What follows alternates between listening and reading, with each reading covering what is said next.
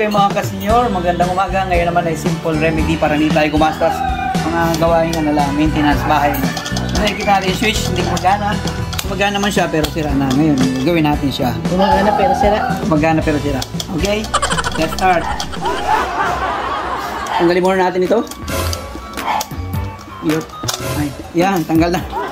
Ngayon ito, meron itong tornilyo. Dito, tatanggalin natin yung dalawa. Yan.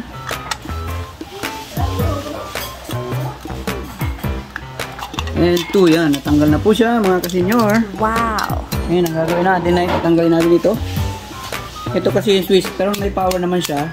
Kaso tatanggal lang siya dito sa lock. Oh, yes. Ay, pakabit natin.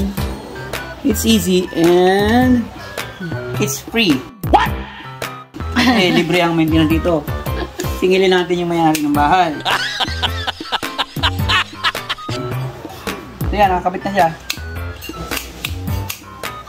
Babalik na natin siya. Okay. Medyo nanginginig pa po ako dahil natakot ako sa kuryente. At disclaimer lang guys, huwag niyo pong gagawin ito habang may kuryente. Sinatsasagaan ko lang dahil libre.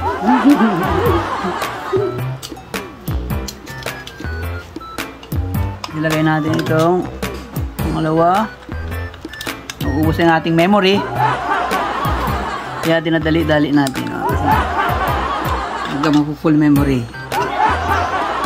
Sa mga sponsors nga naman natin yan ay okay, so mahigpit na mga kasenyor.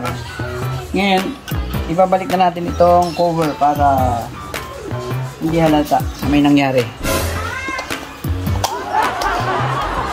Alright. So, tapos na. It's easy.